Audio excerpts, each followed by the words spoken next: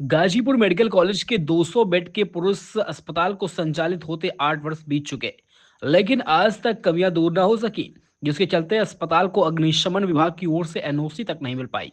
आग की घटना से निपटने के लिए यहां वाटर टैंक तक नहीं है, जबकि अस्पताल परिसर में लगे फायर हाइड्रेंट सिस्टम जंग खाकर बेकार हो चुके हैं। इतना ही नहीं, आग से निपटने के लिए अस्पताल में पाइपलाइन व सेंसर शो पीस बनकर रह गए हैं। ऐसे में सिर्फ फायर एक्सटिंग्विशर के सहारे आग पर काबू पाने का दावा किया जा रहा है। गाजीपुर मेडिकल कॉलेज के इस अस्पताल में आग जैसी घटना से निपटने की तैयारियां सिर्फ कागजों पर ही हैं।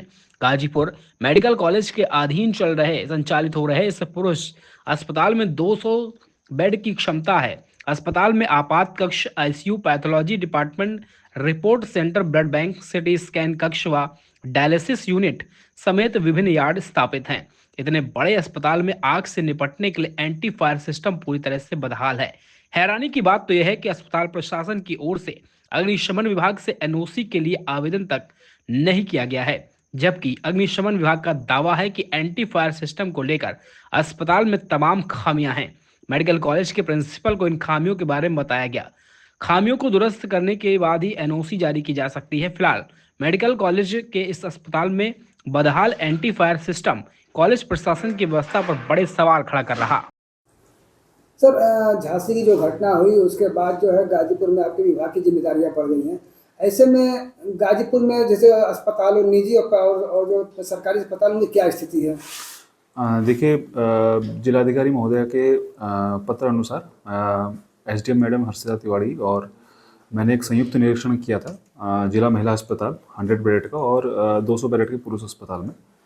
तो 100 बेडेड जो जिला महिला अस्पताल है उसकी व्यवस्था तो 90% तक सुदृढ़ है, क्योंकि अभी नया हॉस्पिटल बना हुआ है तो वहाँ हर तरह की व्यवस्थाएं अवेलेबल है। स्मोक डिटेक्टर हैं, आपके स्प्रिंकलर सिस्टम हो गया, उसके अलावा हाइड्रेंट सिस्टम, एक्सटिंग्विशर कुछ रिफिल थे, कुछ नहीं थे रिफिल, तो उनको निर्देशित कर दिया गया जो रिफिल नहीं है उनको रिफिल करा लिया जाए।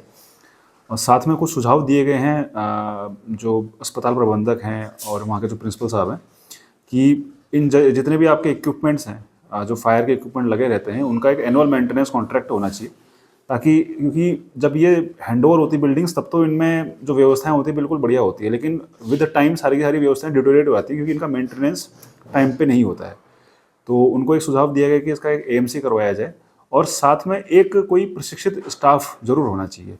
तो नियमित रूप से हर 3 महीने में एक मॉक ड्रिल जरूर कराया जाए, ताकि वहाँ के जितने भी स्टाफ्स हैं वो सेंसिटाइज रहें कि किस तरह से अगर कोई फायर की इमरजेंसी पड़ती है तो किस प्रकार से हमें इवैक्यूएशन करना है, किस प्रकार से हमें उपकरणों का इस्तेमाल करना है, तो इन सब के बारे में जानकारी होना जरूरी है।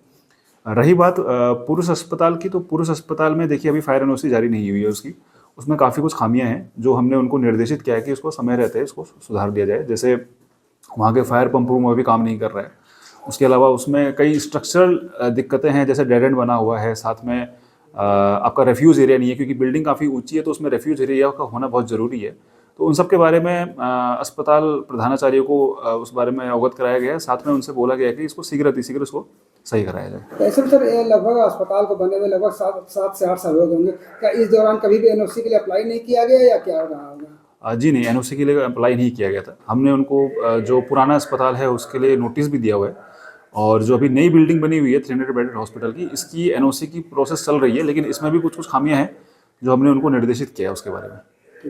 बात करें तो निजी अस्पताल में कुछ वहाँ मतलब क्या कुछ सही मिले या कुछ उसमें भी कुछ सही? देखिए, निजी अस्पताल इनका क्राइटेरिया ये रहता है कि जिनको जैसे आयुष्मान कार्ड जो धारक होते हैं, आयुष्मान से जो जुड़े होते हैं योजना से, वो तो हमसे फायर एनओसी लेते हैं, लेकिन बाकी निजी अस्पताल कोई भी हमसे फायर एनओसी नहीं लेता है। हम समय समय पर उनको नोटिस भेजते रहते हैं कि आप फायर एनओसी ले लीजिए, फायर की व्यवस्थाएं उसमें करवा लीजिए, लेकिन वो चूँकि सुनते नहीं है। ऐसे में अब तक इसमें देखिए काफ़ी अभी संख्या मेरे पास एग्जैक्ट मेरे पास अवेलेबल नहीं है, लेकिन इसमें ठीक ठाक अस्पतालों को नोटिस जारी हुए हैं कि अपनी फायर व्यवस्था को सुदृढ़ बना लें। लेकिन जैसे जो आयुष्मान धारक कार्ड होल्डर हैं, जहाँ आयुष्मान की योजना चलती है, तो वो लोग फायर एनओसी लेते हैं हमसे, तो वहाँ फायर की व्यवस्था मतलब हम लोगों ने करवा रखी है। लगभग कितने जिला अस्पताल जो हैं इस तरह के होंगे जिन्होंने आपसे कोई एनओसी और नहीं रखी? इसका एग्जैक्ट डेटा मैं आपको इस साल जो जारी हुई थी, पिछले साल से इस साल के कंपेरिजन में 50+ हॉस्पिटल्स होंगे जो प्राइवेट जिन्होंने एनओसी ली हुई है।